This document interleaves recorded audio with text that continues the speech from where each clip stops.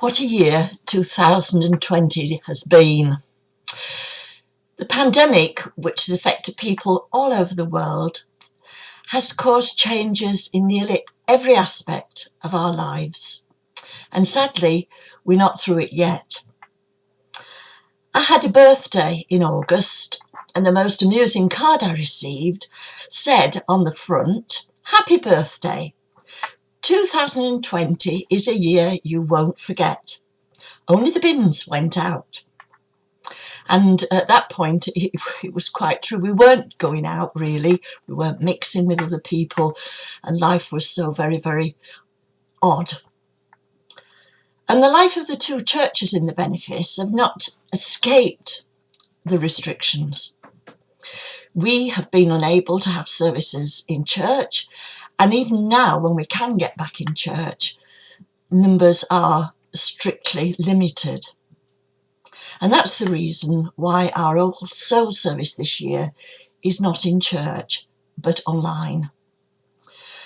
Those of you who would normally come to this service will know that there's usually a very large congregation who come to remember and to give thanks for friends and relatives who have died. So rather than lots of people come to church who have to be turned away, our rector decided that we would do things differently. And thanks to modern technology, it's been possible for us to share this service online together. So it doesn't matter how many people are watching, everyone who wants to take part, to share in it, can do so. It may seem second best, but it is a reminder to us that the church is so much more than a building. It's a coming together of individuals who share a faith in Jesus Christ. We come together in heart and mind and spirit, if not in a physical way today. And we can express this coming together in another way by saying that we're in communion with one another.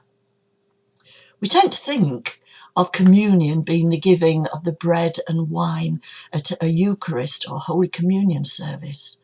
But the word communion means to be together as one. And so that's what we're doing today. We cannot see each other, but we have that sense of sharing together. During so much of this year, we've had to get used to a situation that's so different because of us being separated from our loved ones. But we have that hope of seeing them again. However, we know only too well that life is fragile and that we never know quite what's round the corner. And I think that one of the greatest tragedies this year has been the number of people who have died from the virus, alone in hospital without loved ones nearby. And although the nursing staff, the medical people have been wonderful, it can't have been quite like having familiar faces who have been so much part of your life. And of course, for those loved ones who couldn't be there, they feel probably that they've not been able to say a proper goodbye to those they have loved and lost.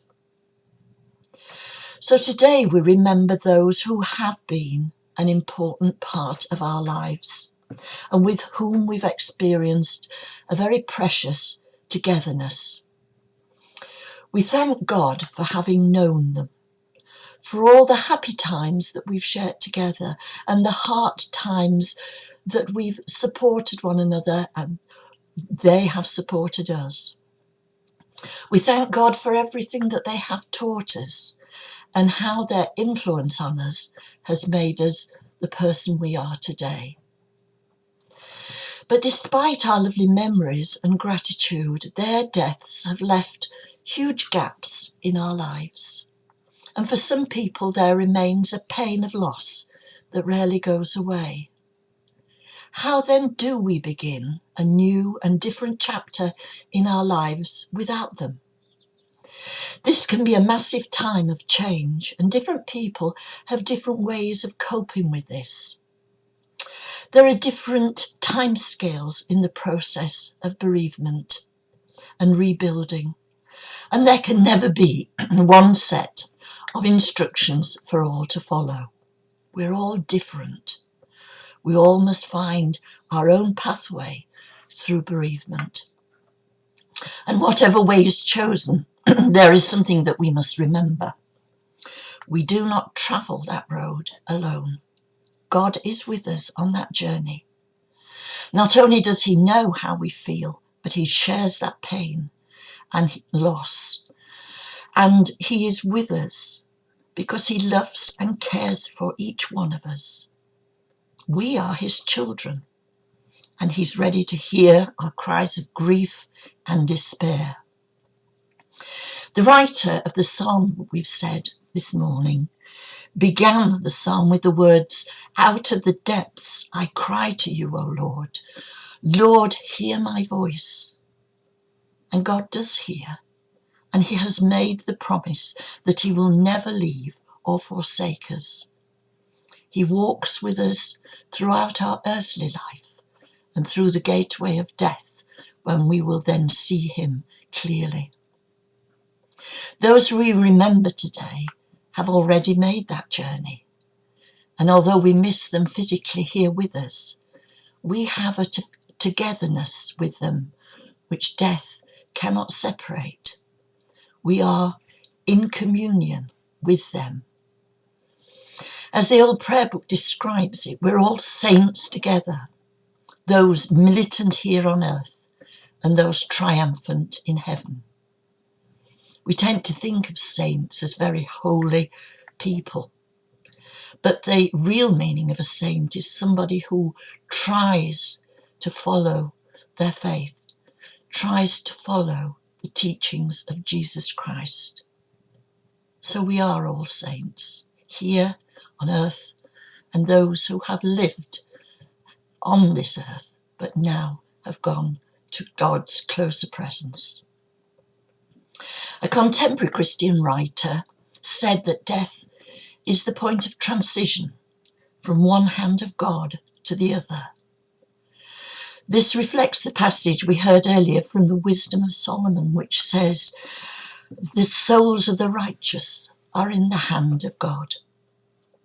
And a much-loved Celtic blessing prays that God will hold you in the hollow of his hand.